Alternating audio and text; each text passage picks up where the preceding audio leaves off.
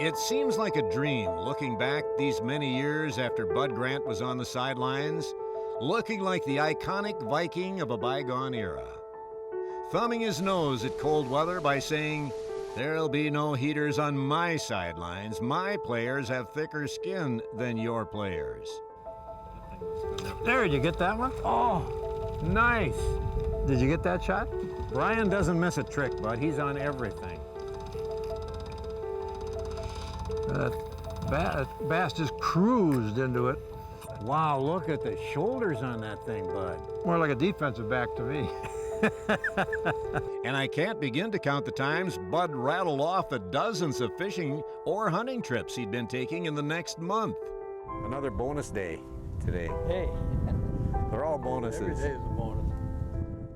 Today I paid a visit to the man I covered and have known for so many years. We're both retired now, and Bud asked if I'd carve one of his favorite ducks for him. Bud, I have a little something here for you. It's a hobby I use to keep me occupied these days. So today is the day of reckoning. I bring Bud his birthday gift in a Bud 12-pack. What else? Oh, there it my. is. Oh, a mallard.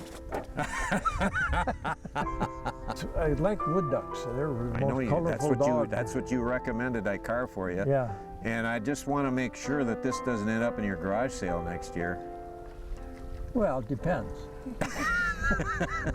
Depends on how hard up you are. Yeah, that's right. Bud and his black lab, Boom, are enjoying retirement in northern Wisconsin, not far from where Bud was born and raised in Superior, Wisconsin. Bud's high school team was the Superior Central Vikings. That's right, and their color, you guessed it, purple and white. An omen, you say? Well, as a ninth grader, Bud Grant was a starter for the Central basketball team that went to the Wisconsin State semifinals. We stayed in Madison for 3 or 4 days. They had a cafeteria. You could sign. I'd never seen a cafeteria before. I ate every chance I got. I went to that cafeteria. I ate and ate and ate and ate. 2 or 3 times a day or whatever. Anytime free time, I went and ate. Yeah. I had to do sign my name. I came home after the tournament. I got sick. I don't know what it was, a fever or a flu or whatever it was. From that point on, my hair started turning gray. In the 9th grade? In 9th grade. And Bud's athletic career might have turned another corner when he was a young kid had it not been for the family doctor. And I had polio when I was a kid, so one of the things that our doctor, who was ahead of his time, it was a Sister Kenny era where you rest, and all that, but our doctor said, no. He said, get the kid a baseball mitt and let him go out and play. Really? Which is good advice. Wow. But I had one leg that was shorter than the other for all the way through high school, and finally outgrew all of that from having polio at that time. So being from Superior, Wisconsin, how is it that Bud Grant ended up playing for the Minnesota team, the Gophers, instead of the Wisconsin Badgers? I ended up going to Minnesota primarily because it was close to home. From college, of course, it was on to the pros, where Bud Grant made an immediate impact. He led the Philadelphia Eagles in the NFL in sacks on defense, but took a physical beating and knew he was more valuable on offense. So Bud, gave the Eagles an ultimatum. I'm not coming back unless I play offense. They said, well, we got Pete Pihos, who was an All-Pro, and then we got Bobby Walson, Rookie of the Year, and I said, I'm better than both of those guys. I said, I'm not coming back unless I play offense. So I said, well, we'll give you a shot. Well, anyway, it ended up I played offense and the second league in receiving, made the Pro Bowl as a wide receiver my second year. So that was, that was good. But so I went in for a raise. Yeah, they said, we'll give you $1,000 raise. What's your reaction? From $7,000 to $8,000. I said, well, that doesn't seem like a very good raise. He said, well, we can't pay him more than Pete P, who has been here for 5 or 6 years. I said, why not? I said, better than he is. Well, we don't work that way. You gotta, it's the same thing. You put in your time and you go graduate up. I said, no. So that's when I played out my option and went to Winnipeg. And became the first for free more agent. money. Yeah. More money. I mean, made $10,000 in Winnipeg instead of $8,000. You have to have asked yourself this question, if you had those kind of stats today, what you would be making? You don't want to think about that. I don't think you do you? No, I mean, no.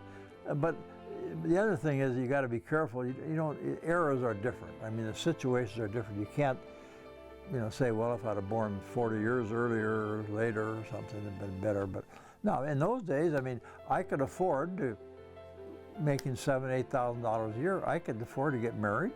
I could afford to have a car. I could afford to start a family, all on that money. Plus what I made in baseball in the summer of town ball, which was pretty lucrative.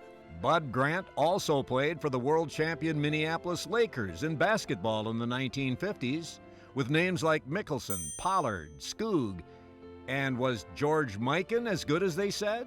Many times people have asked me, who is the best player, who is the best? Well, you can't ever say anybody's the best, because you reflect in all the players you've been played with or coached with, so nobody's the best, except there are special players. Mikan is a special player. He's the greatest competitor I've ever been around. So George Mikan was that good, and it might surprise you that a Gopher teammate, wrestler Vern Gagne, was at the top of Bud's list. Vern Gagne, first of all, he's a great athlete. He's a tumbler, and he could swim, and he could throw a baseball, he could run. He had good hands, he could catch a ball, football, baseball, whatever it was. Could you compare him, Gagne, to anybody? Well, I would say Lawrence Taylor. Then my father was here. He was different than I was. He was a very gregarious guy. He'd stand up and he'd say, "The kid made it. He finally made it." Bud Grant's dad called him the Kid, so how did he become known as Bud? My name is Harry Jr., and his name is Harry. Everybody here was called Harry. Every time they called Harry, I'd jump or he'd jump. Well, so my mother called me Buddy Boy.